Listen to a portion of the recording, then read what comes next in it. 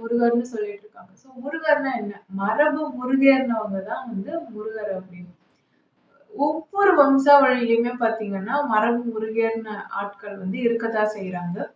அவங்க மரபு முருகேறினவங்கன்னு எப்படி சொல்லலாம் அப்படின்னா, அ ஊரோட ஒன்றி வாழாம தனியா இருப்பாங்க. கெட்ட விஷயத்துல எல்லாம். கெட்ட விஷயத்துல அவங்களோட ஒத்து போக மாட்டாங்க. நல்லவங்களா தனியா வாழ்வாங்க அப்படின்னு சொல்லலாம். ஸோ இவங்களுக்கு இந்த மாரி கெமிக்கல் காம்போசிஷன் இருக்கிறதுனாலயே கெட்டது வராது. கெட்டது இன்னதுன்னு தெரியாது. ஸோ ஹைலி ஆல்கலைன்னாலே என்ன மாதிரியான பண்புகள் இருக்கும் அப்படின்னா, நல்ல குணங்கள் எப்பவுமே இருக்கும் இல்லையா? அதே மாதிரி நல்ல குணங்கள மட்டுமே எப்பவுமே வெளிப்படுத்தக்கூடியவங்களா இருப்பாங்க. மரபு முருகேறினவங்களா இருப்பாங்க. ஒரு நல்ல குணத்தோட தன் மரப கடத்தக்கூடிய ஒரு வீரிய மரபை கொண்டவங்களா இருப்பாங்க. முக்கியமா ஆண்கள். இப்படி இருக்கும்போது, இங்க தான் வந்து என்ன பண்ணுவாங்கன்னா, இந்த பிரச்சனையே நடக்குது.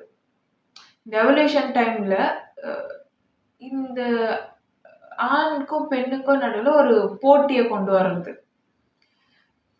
எப்பவுமே ஒரு டிவி நிகழ்ச்சியா இருக்கட்டும், ரியாலிட்டி ஷோஸா இருக்கட்டும், படங்களா இருக்கட்டும், ஆணும் பெண்ணும் எதிர் அப்படின்னே அவங்கள வந்து காட்டி ஆழ் மனதிற்குள்ள பதிய வைக்கிறது. இந்த மாதிரியான சப்ளிமினல் ப்ரோகிராம்ஸ் எல்லாம் வந்து மக்களுக்கு கொடுக்கும்போது, ஒரு மூலையில இரு பக்கங்களும் எப்படியோ அப்படித்தான் ஆணும் பெண்ணும். ஒரு பெண் இப்படி அப்படின்னா, ஆண் வந்து இன்னொரு பகுதிக்கான ஒரு மூலை.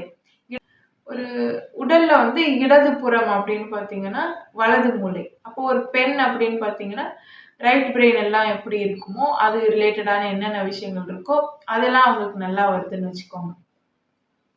அதுக்கான கெமிக்கல்ஸ் அவங்களுக்கு கரெக்ட்டா இருக்கு. அப்போ ஒரு ஆணுக்கு வந்து இடது பக்கம்.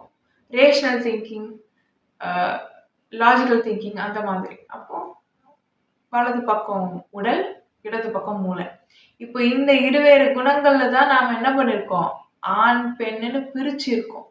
இப்போ இதெல்லாம் இதுக்கு என்னென்ன சுரப்பிகள்ல தூண்டக்கூடிய ஹாபீஸ் எல்லாம் இருக்கோ, அந்த ஹாபீஸ் எல்லாம் பெண்கள் பண்ணும்போது ஹாபீஸ நான் ஏன் சொல்றேன்னா, இப்போ அப்படிதான் சொல்ல வேண்டியதா இருக்கு.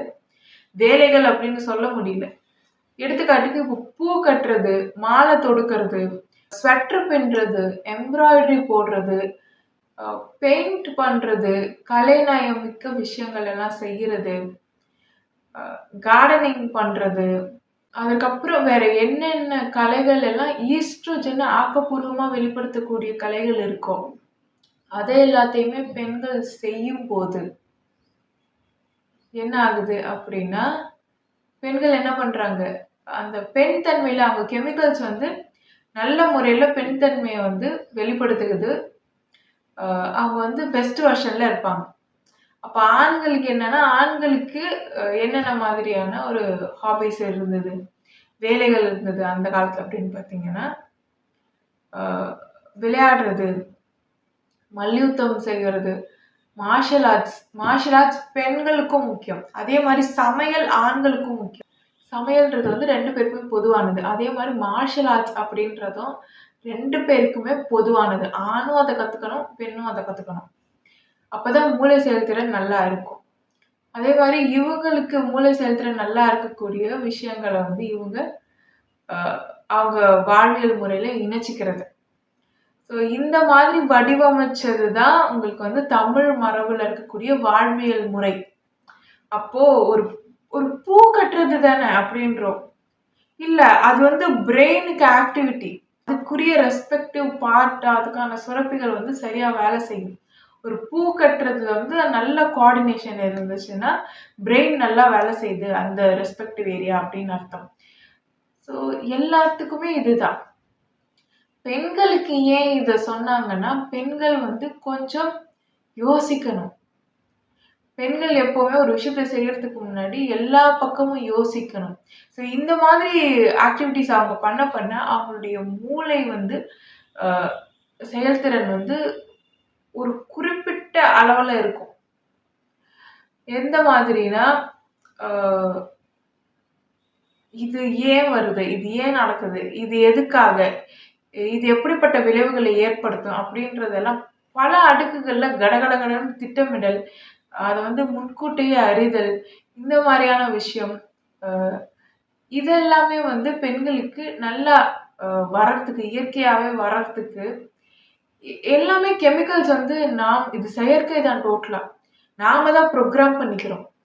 ஸோ இந்த மாதிரியான விஷயங்களை கொஞ்சம் கொஞ்சமா இந்த மாதிரி ஹாபிஸ் எல்லாம் பண்ண பண்ண அவங்களுக்கு வந்து மூளை செயல்திறன், இப்படி யோசிக்கிற தன்மை எல்லாமே இப்படி மாறும். அவங்க ஹார்மோன்ஸை பொறுத்து. ஆண்களுக்கு வந்து எவ்வளோ வந்து அவங்க வந்து ஃபிசிக்கல் ஆக்டிவிட்டியில ஈடுபடுறாங்களோ அந்த அளவுக்கு லாஜிக்கல் நல்லா இருக்கும், ரீசனிங் திங்கிங் நல்லா இருக்கும். இன்னொன்று ரொம்ப ஒரு கம்பீரமா, நேர்மையா, ஒழுக்கமா, கண்ணியமா, கொடுத்த வாக்கை காப்பாத்துற மாதிரி ப்ரொடெக்டிவ் இன்ஸ்டிங்க்டோட ஒரு ப்ரொவைடரா இருந்தா அந்த ஆக்கப்பூர்வமா எப்படி டெஸ்டோஸ்டெரோன் வேலை செய்யுதோ அந்த மாதிரியான கேட்டகரிக்குள்ள அவங்களுடைய ஹார்மோன்ஸ் வந்து வந்துடும். இப்படி பெண்ணுக்கான இலக்கணம் என்னது, ஆணுக்கான இலக்கணம் என்னது அப்படின்னு எழுதி கடத்தப்பட்ட வாழ்ந்து இலக்கணம் எழுதி கடத்தப்பட்ட மரபு தான் தமிழ் மரபு. இப்போ நம்ம ரூம்ல உட்காந்துக்கிட்டு வேலை பார்த்துக்கிட்டு இருக்கோம், நோய் வருது, ஒரு நமக்கான குணமே திரிவடைஞ்சு போச்சு. ஸ்ட்ரெஸ் எதுக்கு எடுத்தாலும் ஸ்ட்ரெஸ். ஸோ மூளை செயல்திறன் வந்து மட்டுப்பட்டுருச்சு.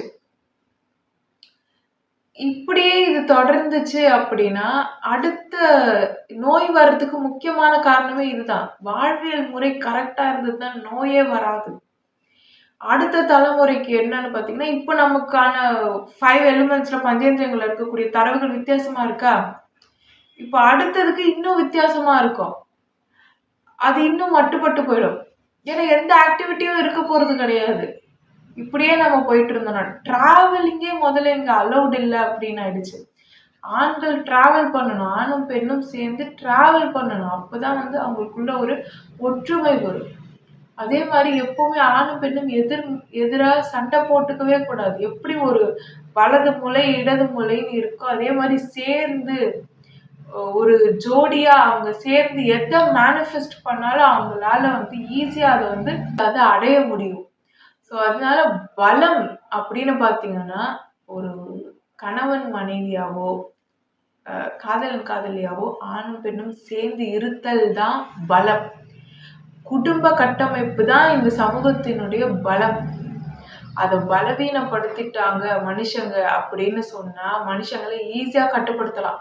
ஏன்னா டோபமைன் தேடுறதுக்கான வழியா அவனுக்கு கிடைக்காது. அப்போ இதை செய் அப்படின்னு எதை சொன்னாலும் செய்வாங்க, ஆடு மாடு மாதிரி.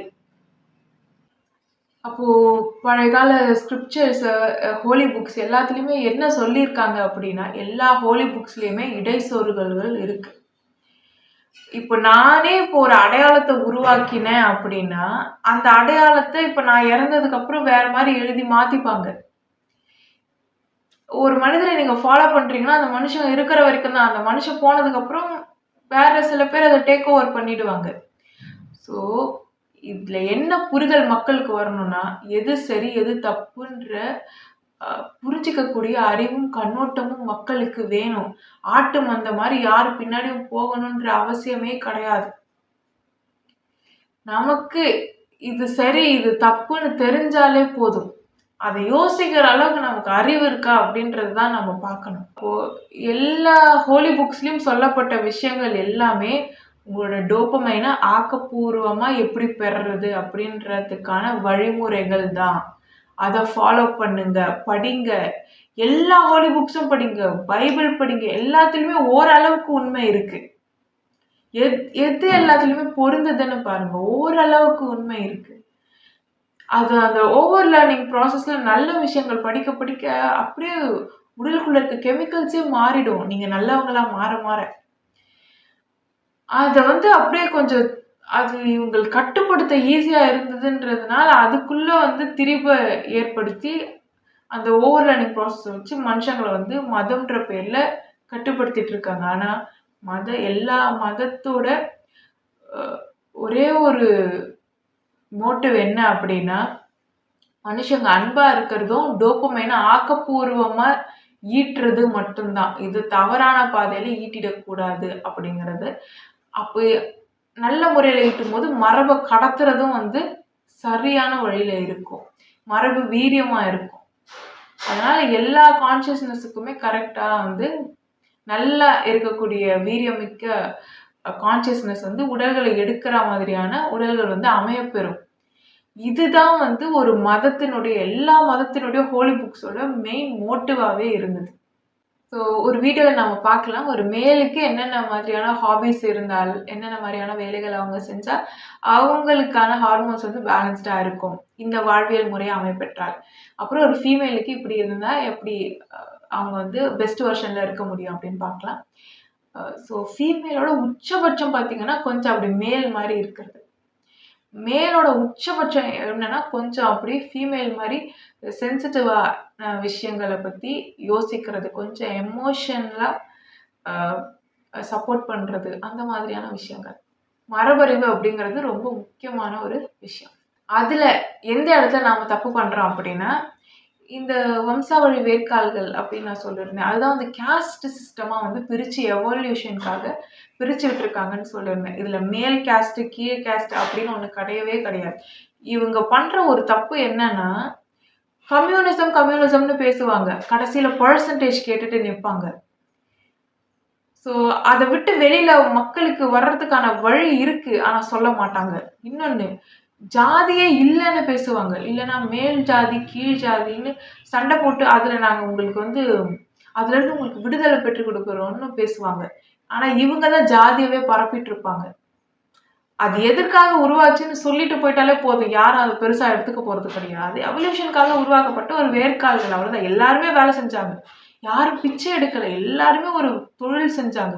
அவங்கவுங்க உடலுக்கு ஏற்றாற் போல அவங்கவுங்களோட அந்த மரபை முருகேற்றத்துக்கான வழிக்காக அவங்க பெஸ்ட் வெர்ஷன்ல அவங்க உடலை வச்சுக்கிறதுக்கான வேலைகள் ஒவ்வொருத்தங்களுக்கும் ஒவ்வொரு மரபினருக்குமே வந்து பிரிச்சு கொடுக்கப்பட்டது. சயின்ஸ் தான் எல்லாமே. அதை விட்டுட்டு அடையாளங்களை வச்சு மனுஷங்களை சண்டை மூட்டி விட்டுக்கிட்டே இருக்கிறது முட்டாள்தனமான ஒரு விஷயம். அதுதான் காசுக்காக அவங்க பண்ணிக்கிட்டே இருக்காங்க. நீங்க சண்டை போட்டுக்கிட்டே இருந்தா அவங்க வந்து செழிப்பா வாழ்வாங்க. இன்னொன்று, இதில் வந்து முருகேறி வரக்கூடிய மக்களை வந்து வாழ விடாமல் பண்ணுறது. வாழ்ந்துட்டா எல்லாரையும் செஞ்சிருவாங்க. அதுக்கு கையில் எடுத்த ஒரு அஜெண்டா தான் இந்த சாமியார்கள், சூனியக்காரங்க, இவங்க எல்லாருமே. ஸோ எல்லா ஃபேமிலிஸும் இப்போ பார்த்தீங்கன்னா ஏதாவது ஒருத்தங்க கிட்ட கான்டாக்டில் இருக்கிற மாதிரி போகிற மாதிரி அந்த அமைப்பை ஏற்படுத்திடுறாங்க. அண்ட் தென் ஒரு ஹஸ்பண்ட் ஒய்ஃப்குள்ளே எவ்வளோ மேக்ஸிமம் சண்டையை எடுத்துகிட்டு வர முடியுமோ எடுத்துகிட்டு வந்துடுவாங்க. Perception manipulation. உங்ககிட்ட ஒரு மாதிரி சொல்லுவாங்க, அவங்க வேற ஒரு ஆள்கிட்ட போவாங்க, அவங்க வந்து வேற மாதிரி உங்களை பற்றி தப்பாக சொல்லுவாங்க. நீங்கள் இரு குடும்பமும் உட்காந்து அமைதியாக பேசினாலே பிரச்சனை தீர்ந்துடும். நிம்மதியாக வாழவே விட மாட்டாங்க. ஏன்னா நீங்கள் நிம்மதியாக வாழ்ந்து வந்து மரபை கடத்திடக்கூடாது. அதுதான் ரொம்ப ஒரு முக்கியமான ஒரு விஷயமா அஜெண்டாவாக எடுத்து இவங்க இதை பண்ணிக்கிட்டு இருக்காங்க. ஸோ எப்போவுமே சொல்கிறது தான், பிரிக்கிறதுக்கு 1000 பேர் வந்து 1000 பேர்கிட்ட ஒவ்வொரு விஷயமா தப்பு தப்பாக சொல்லி உங்களை பற்றி தப்பான இமேஜ் ஒருத்தருக்கு கிரியேட் பண்ணி அப்படி கஷ்டப்பட்டு தான் பிரிக்கணும். சேர்ந்து வாழணும்னு 2 பேர் முடிவு பண்ணிட்டா போதும். யார் என்ன சொன்னாலும் நீங்கள் சேர்ந்து அன்பாக வாழ்ந்து உங்கள் மரபை கடத்தலாம். ஸோ ஒவ்வொரு வம்சாவழி வேட்கால்கள்லையும் பிறந்திருக்கக்கூடிய மரபு முருகேற்றப்பட்ட நபர்களுக்கு உங்களுக்கே தெரியும், நீங்கள் தான் சோசன் ஒன்ஸ்ன்னு. ஏன்னா உங்களுக்கு வந்து இது கொஞ்சம் டிஃபிகல்ட்டாக இருக்கும் இந்த இடம். மற்றவங்க வந்து வேறு மாதிரி இருப்பாங்க, அவங்களுடைய மொராலிட்டியை வந்து அவங்க என்ன பண்ணுவாங்க, விட்டு கொடுக்குற மாதிரி இருப்பாங்க, அட்ஜஸ்ட் பண்ணிட்டு போகிற மாதிரி இருப்பாங்க. ஆனால் வந்து இந்த சோசன் ஒன்ஸுக்கு வந்து அது வராது. எனக்கு கெட்டது வரல அப்படின்றதே வந்து ஒரு கஷ்டமான ஒரு விஷயமா இருக்கும். நல்ல முறையாக ஃபேமிலியாக சந்தோஷமாக வாழ்ந்து உங்கள் மரபை கடத்துங்க. யார் என்ன சொன்னாலும் காதில் வாங்கிக்காதீங்க. அண்ட் ஆண்கள் வந்து நல்ல கட்டுப்பாடோட குடும்பத்தை வந்து ஆளணும், அது ரொம்ப முக்கியம்.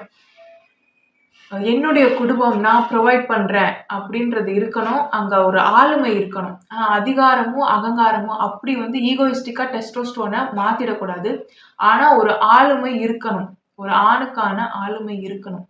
எப்போ ஆண் வந்து ப்ரொவைட் பண்ணுறதை நிறுத்துகிறாங்களோ ஃபேமிலிக்கு, எப்போ அதில் வந்து பொறுப்பெடுத்துக்கிறதையும் அந்த ஆளுமை திறனையும் விடுறாங்களோ, அப்போ வந்து டெஸ்டோஸ்டோன் வேறு வகையில் வந்து வெளிப்பட ஆரம்பிக்கும். அப்போ நானுடைய குணம் வந்து திரிபடையும். அது கடத்துதற்கு உரிய மரபாக இருக்காது. அப்போ கடத்துதற்கு உரிய மரபாக இல்லாத மரபை வந்து கல்யாணம் பண்ணி நீங்கள் குழந்தை பெற்று ஃபேமிலியாக அவங்கள நீங்கள் கொண்டு வந்து வச்சாலுமே அதுக்கான ரெஸ்பான்சிபிலிட்டியாக அந்த நபர் எடுத்துக்க மாட்டாங்க. அப்போ அவங்க அப்படி இருக்கும்போது அவங்களுக்கு பிறக்கக்கூடிய அடுத்த செட் ஆஃப் ஆண் குழந்தைகளை யோசிச்சு பாருங்க. அப்போ அவங்க என்ன எழுதுவாங்க மரபு? அப்போ அதுக்கடுத்தவங்க அப்போ முன்னாடி நல்ல மரபை எழுதி வாழ்ந்து இலக்கணம் எழுதிவிட்டு போன அந்த சோலும் அந்த கான்சியஸ்னஸுக்கோ சோலுக்கு இங்க பிறக்கிற உடல்கள் வந்து ஏதுவா இருக்காது. கேயோஸுக்கு நடுவுல கஷ்டப்பட்டு வாழ்ந்து கடத்தக்கூடிய மரபிற்கு வீரியம் அதிகம். நான் ஒன்னே ஒன்று சொல்றேன், இங்க பெண் சாபம் தொடரவே கூடாது. இவங்க இதை தான் பண்ண வைப்பாங்க. பெண் சாபம் எங்கெல்லாம் தொடருதோ அந்த நிலத்துல அந்த நிலப்பரப்புல ஆண்களுடைய மரபு வீரியம் குறையும், ஆண்களுடைய மரபு திரிபடையும். அப்போ வந்து ஒரு உதவி அப்படின்னா கூட வந்து நிக்காம ஒரு கோழத்தன்மை வந்து அவங்களுக்கு கொண்டு வந்து கொடுத்துரும். ஸோ அதனால ஒரு பிரச்சனைனா ஒதுங்கி போற மாதிரியான ஒரு மனநிலையை வந்து உளவியல் ரீதியா அந்த நபர்களுக்கு வந்து ஏற்படுத்திடும். ஸோ அதனால பெண் சாபம் திருப்பி திருப்பி நடக்காம பார்த்துக்கோங்க. பெண்கள் வந்து சேஃபா இருக்க மாதிரி உமன் சேஃப்டி அப்படின்றது வந்து ஒரு சொசைட்டில ரொம்ப முக்கியமான ஒரு விஷயம். ஸோ இந்த சூனியக்காரங்களும் சாமியார்களும் கையாளக்கூடிய ஒரு யுக்தி என்னன்னா, இந்த மரபு முருகேறக்கூடிய ஆண்கள் பெண்கள் இவங்க எல்லாருடைய வாழ்க்கையும் ஃபர்ஸ்ட் கெடுக்கிறது, அவங்களை தனிமைப்படுத்துறது.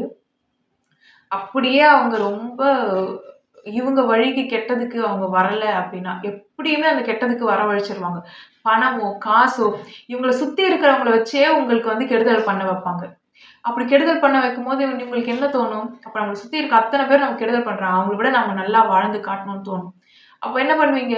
பணத்தை ஈட்டணும்னு நினைப்பீங்க, மரபை கடத்தணும்னு நினைக்க மாட்டீங்க. பணத்தை ஈட்டினா போதும், உங்களோட நான் பெரிய ஆளாய் உங்களை திருப்பி பழி வாங்குறேன்னு நினைப்பீங்க. அப்போ தவறான வழியில உங்களை இழுத்துட்டு போயிடுவாங்க. நல்ல மரபு முருகேறின ஆட்கள்லாம் இருப்பாங்க, சினிமா துறைக்குள்ள கூட்டிட்டு போயிடுவாங்க. என்ன வாழணும்னு அவங்களுக்கே எது உண்மை எது பொய்ன்னு தெரியாது. குழப்ப மனப்பான்மையிலே அவங்கள வச்சிருப்பாங்க. அப்படி இருக்கிற ஒருத்தவங்களோட மரபு எப்படி கடத்தப்படும், அவங்களோட எப்படி மக்கள் இசைவாங்க? சும்மா அவங்க நாடகத்திலையும் படங்கள்லயும் நடிக்கிறத பார்த்து மக்கள் கை தட்டுவாங்க, அவ்வளவுதான். உண்மையா பார்த்தாங்கன்னா மரபு வீரியம் மிக்கதா இருக்காது, கடத்ததற்கு உரியதாவே இருக்காது. அந்த தன்மைக்கு அவங்கள வந்து நிலைக்குலைய வச்சு அப்படி பண்ணிடுவாங்க. மைக்கேல் ஜாக்சன் காலத்துல இருந்து எல்லாமே எல்லா இந்த ஃபிலிம் இண்டஸ்ட்ரியோ எல்லா இடத்துலையுமே இதுதான் நடந்துகிட்டு இருக்கும். எலக்ட்ரிக் சிக்னல்ஸ் போடுறது, இந்த எலக்ட்ரிக் சிக்னல்ஸ் வச்சு ஹியூமன் பாடி வந்து ஒரு டவர் மாதிரி. ஸோ தாட்ஸை வந்து எலக்ட்ரிக் சிக்னல்ஸாக சென்ட் பண்ணலாம். அப்போ டவர்ஸ் அங்கே இருக்கும்போது எலக்ட்ரிக் சிக்னல்ஸால வந்து ஒரு டேட்டாவை வந்து ஒரு இந்த ஹியூமன்ஸுக்கு இருக்க அதே ஃப்ரீக்வன்சியில் சென்ட் பண்ண முடியுமானா முடியும். அதை வச்சு ஒரு நடிகரையோ நடிகையோ உங்களுக்கு பிடிக்கிற மாதிரி செய்ய முடியும். உங்களுக்கு இவங்க எல்லாரையுமே ஒரு கருத்தை வெறுக்க வைக்கவும் முடியும், டக்குன்னு ஒரு கருத்தை ஆமோதிக்க வைக்கவும் முடியும். ஒரு மாசா ஒரு கண்ட்ரோல் பண்ணணும் அப்படின்னா அதை வந்து எலக்ட்ரிக் சிக்னல்ஸ் வச்சு ரொம்ப சிம்பிளா நம்மளால வந்து பண்ணிட முடியும். அது வந்து உங்களோட தாட் மாதிரியே இருக்கும். நீங்க தூக்கத்துல இருக்கீங்க, ஒரு சப்ளிமெண்டல் மெசேஜ் உங்களுக்கு வந்து இன்புட்டா கொடுத்தா எப்படி இருக்கும், அந்த மாதிரி வந்து இது நடக்கும். ஸோ தயவு செஞ்சு சாமியாருங்க சூனியக்காரங்க நம்பாதீங்க. They have different agendas. நீங்கள் வந்து இவங்க ரொம்ப சிம்பிளாக இருக்காங்க, இவங்க வந்து இவ்வளோதான் அப்படின்னு நீங்கள் நினைக்கிறீங்க. இந்த வேஷம் போட்டிருக்காங்க, இவங்க இவ்வளோதான் கிடையாது. தே ஹாவ் சைக்கடெலிக்ஸ் வச்சுருப்பாங்க, எல்எஸ்டி வச்சுருப்பாங்க, நிறைய ஹோமியோபதியில் நமக்கு வந்து இங்கே கிடைக்காத ஃபார்மசிட்டிக்கல்லே கிடைக்காத சில ட்ரக்ஸ் எல்லாமே அவங்க வச்சுருப்பாங்க. ஸோ அதெல்லாம் வந்து ஹிப்னாலிசிஸ்க்கு வந்து அவங்க பயன்படுத்துவாங்க. அவங்களுக்கு எப்படி இதெல்லாம் கிடைக்குது முதல்ல யோசிங்க. அவங்களுக்கு பேக்ரவுண்ட் இது இல்லைன்னா எப்படி இந்த மாதிரியான விஷயங்கள் எல்லாம் அவங்களுக்கு கிடைக்குது? ஃபேமிலிஸை பிரிக்கிறதுக்கு எதுக்கு அவங்க இவ்வளோ முயற்சி பண்ணணும்? அவங்க கிட்ட போன யாருமே சேர்ந்து வாழ்ந்ததா வந்து சரித்திரமே கிடையாது. அவங்க லைஃப் வந்து மோசமாக தான் போகும். நீங்கள் வந்து திருப்பி அவங்கள நம்புவீங்க வேற. சில ஹோமியோபதினா இப்போ வர ஃபார்மசிட்டிக்கல்ல இருக்கிற இது கிடையாது. அதே ப்ராசஸ்ல செய்யக்கூடிய நேச்சுரலான மெடிசன்ஸ் இருக்கு. அந்த மெடிசன்ஸ் நாம கொடுக்குறோம் அப்படின்னா, ஒரு 4 drops கொடுக்குறோம்னா அவங்க என்ன சொன்னாலும் நீங்க வந்து அது கரெக்ட்னு நம்புவீங்க. இன்னொன்று, அவங்களே வந்து அவங்க கெட்டவங்கன்னு சொன்னாலும் உங்களுக்கு புரியாது. யார் வந்து அவங்கெல்லாம் கெட்டவங்க அப்படின்னு சொன்னாலுமே வந்து நீங்க ஏத்துக்க மாட்டீங்க. உங்க பிரெயின் எப்படி ப்ரோக்ராம் ஆகும்னா, அவங்க நல்லவங்க தான் போல, இவங்க புரியாம சொல்றாங்க அப்படின்னு ப்ரோக்ராம் ஆகும். அப்படிதான் புரிஞ்சுக்கும். இந்த மாதிரியான மருந்துகள் இருக்கா அப்படின்னா இருக்கு. நீங்க பார்த்தீங்கன்னா, ஒவ்வொரு ஹெர்புமே வந்து பிரெயின்ல ஒவ்வொரு மாதிரியான சிக்னல்ஸ அனுப்புறதுக்கான அ அந்த வடிவமைப்புல தான் இருக்கும். அது எல்லாமே வந்து ப்ரோகிராம்.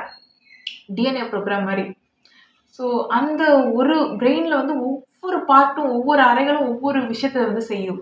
அதுல வந்து நம்பிக்கை தர்றதுக்குன்னு ஒண்ணு இருக்கு. அது வந்து ஆழ் மனசுல நம்பிக்கை ஏற்படுத்துறதுக்குன்னு ஒண்ணு இருக்கு. ஸோ இதெல்லாம் இருக்கும்போது, ஒண்ணும் இல்ல நேச்சுரல் தான். அத வந்து நீங்க டெஸ்ட் பண்ணாலுமே அது அது வந்து எந்த ட்ரேஸஸையுமே விட்டுட்டு போகாது. இந்த இந்த மாரி உங்களுக்கு குடுத்துருக்காங்க அப்படின்னு கூட உங்களுக்கு தெரியாது. ரொம்ப நேச்சுரல் தான். சைட் எஃபெக்ட்ஸ் வந்து எதுவுமே இருக்காது. ஆனா அது அந்த வேலைய வந்து அது கரெக்ட்டா செய்யும். அ தயவு செஞ்சு வந்து படிங்க. ஹோமியோபதி படிங்க. நெறைய மூலிகைகள பத்தி ரிசர்ச் பண்ணுங்க. அது எப்படி வந்து செயல்படுதுன்னு மூளைய பத்தி தெரிஞ்சுக்கோங்க. நியூரோ சயன்ஸ் தெரிஞ்சுக்கோங்க. இவங்க பண்றது எல்லாமே பிரெயின் கேம்ஸ் தான். உளவியல் ரீதியா தான் உங்கள பலவீனப்படுத்துறாங்க. நீங்க அது வந்து தெரிஞ்சுக்கல அப்படின்னா, அடுத்த தலைமுறையில நமக்கான இடமே இருக்காது. நீங்க இந்த சிமுலேஷன விட்டு வெளியில போறதெல்லாம் வேற கத. நம்ம அப்லிஃப்ட் ஆகுறோம். நம்ம வந்து ஒரு எட்டர்னலுக்கு போறோம். நாம வந்து எவால்வ் ஆகுறோம். அதெல்லாம் வேற. அடுத்த தலைமுறைன்னு இருக்கணும்ல. ஸோ, இதுல சில ட்ரக்ஸ் எல்லாம் பார்த்தீங்கன்னா, உங்களுக்கு அந்த 4 டிராப்ஸ் குடுக்குறாங்க அப்படின்னா, உங்களுக்கு வந்து அவங்க என்ன சொல்றாங்களோ அதெல்லாம் நீங்க கேட்பீங்க. ஆனா, அதுக்கப்புறம் அதோட வீரியம் போனதுக்கப்புறம் பார்த்தீங்கன்னா, உங்களுக்கு கான்ஷியஸ்ல ஞாபகமே இருக்காது. கான்ஷியஸ் மைண்டுக்கு என்ன அப்படின்ற ஞாபகமே இருக்காது. You will act according to their commands. So, இத வச்சு அ வந்து கெடுதல் பண்றது இருக்கு. நெறைய விஷயங்கள் இருக்கு. ஸோ ஒரு பிரெயின எப்படி கண்ட்ரோல் பண்றதுன்னு தெரிஞ்சுக்கோங்க. இது உங்களோட சிஸ்டம். இது நீங்க கிடையாது. இந்த உடல் நீங்க கிடையாது. இது ஒரு சிஸ்டம். இந்த சிஸ்டம் எப்படி வேலை செய்யுதுன்னு பார்த்துக்கோங்க. இத எப்படி ஹேக் பண்றாங்கன்னு தெரிஞ்சுக்கோங்க. ஸோ இது வந்து ஒரு ஆரோக்கியமான ஒரு விஷயமே கிடையாது. இத கெட்டதுக்கு பயன்படுத்தாதீங்க. அதனால தான் நான் திரும்ப திரும்ப சொல்றேன். எல்லாரையுமே லைட்ல கனெக்ட் பண்ணணும்னு நான் சொன்னதுக்கு ஒரே காரணம், எதையுமே யாரும் மறைச்சு எதுவும் பண்ண முடியாது. அண்ட் எல்லாமே எல்லாருக்கும் இருக்கும்.